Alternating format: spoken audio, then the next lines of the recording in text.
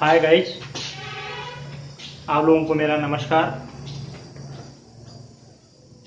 जैसा कि आप लोगों ने इसके पहले वाले वीडियो में देखा था कि जब वस्तु अनंत पर हो, जब वस्तु अनंत पर रखी हो तो उसका प्रतिबिंब कहाँ पर बनता है। जब वस्तु अनंत पर रखी हो तो उसका प्रतिबिंब कहाँ पर बनता है। और आज की वीडियो में हम देखेंगे जब वस्तु वक्रता केंद्र से कुछ दूरी पर रखी हो, जब वस्तु वक्रता केंद्र से कुछ दूरी पर अर्थात अनंत और वक्रता केंद्र के बीच में जब वस्तु रखी हो तो उसका प्रतिबिंब कहां पर बनेगा, हम इसके बारे में इस वीडियो में जानेंगे। आइए लिखते हैं।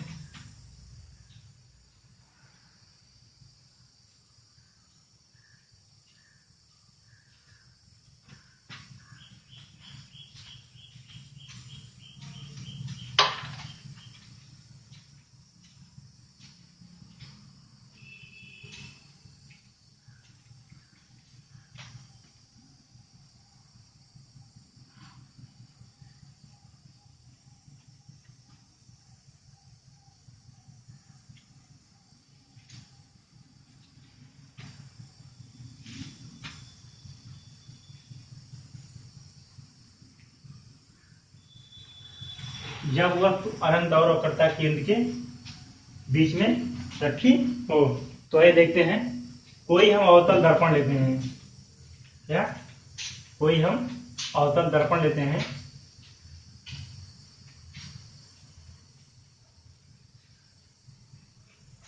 ये M1 और M2 अवतल दर्पण है।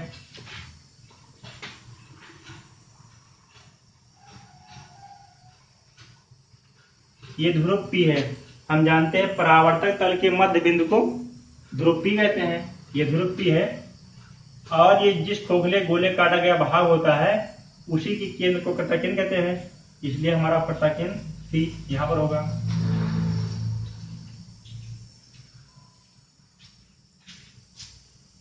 और हम जानते हैं वक्रता केंद्र और ध्रुव P को मिलाने वाली रेखा को क्या बोलते हैं, मुख्य अक्ष पर अनंत कहीं दूर पर होगा। अनंत और वक्रता केंद्र के बीच में वस्तु AB रखी है। क्या है? AB रखी है। तो AB वस्तु AB अर्थात बिंदु B से चलने वाली प्रकाश किरण मुख्य अक्ष के समांतर,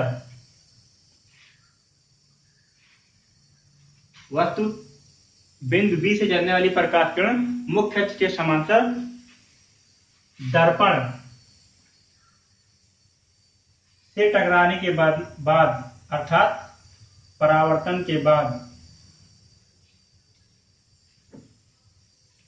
परावर्तित होने के बाद ये BE कोई किरण है जो आती है किसके समांतर, मुख्य अक्ष के समांतर चल करके आती है और दर्पण पर E बिंदु पर पड़ती है और यहाँ पर टकराने के बाद वापस पुनः जिस बिंदु पर काटती है उसे हम क्या बोलते हैं, फोकस से अर्थात इस बिंदु को F से होकर के जाती है। और दूसरी किरण वक्रता केंद्र C से होकर जाती है।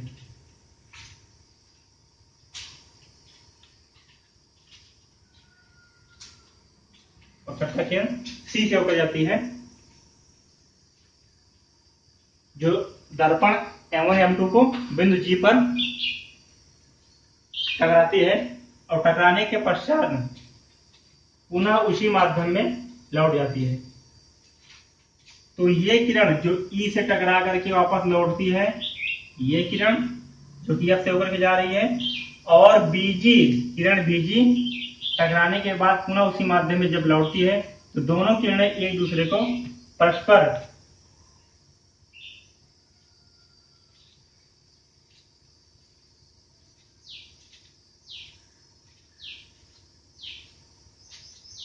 A डैश पर प्रक्षेप करती हैं, A डैश पर प्रक्षेप करती हैं। यहीं पर हमारा प्रतिबिंब वस्तु से छोटा, आभासी और उल्टा वास्तविक बनता है। क्या होता है, कोई वस्तु AB वक्रता केंद्र से और अनंत के बीच में रखी हुई है। ठीक, वस्तु के बी सिरे से चलने वाली प्रकाश किरण मुख्य अक्ष के समांतर आने वाली प्रकाश किरण दर्पण M1 M2 को बिंदु ई से टकराने के पश्चात फोकस F से होकर के गुजरती है और बिंदु बी से चलने वाली किरण BG दर्पण M1 M2 को जी बिंदु पर टकराने के पश्चात अर्थात परावर्तित होने के बाद पुनः उसी मार्ग से वापस लौट जाती है। तो ये टकरा करके आने वाली किरण इधर से और ये किरण दोनों एक दूसरे को ए डैश बिंदु पर काटती हैं। तो जहां पर ये दोनों किरणें एक दूसरे को पछेद करती हैं, काटती हैं, वही क्या होता है, इस वस्तु का आभासी उल्टा और उससे छोटा प्रतिबिंब होता है। इसको हमने मिला दिया और ये क्या हुआ, इस वस्तु से छोटा वास्तविक उल्टा आभासी प्रतिबिंब। आइए इसके बारे में कुछ लिखते हैं।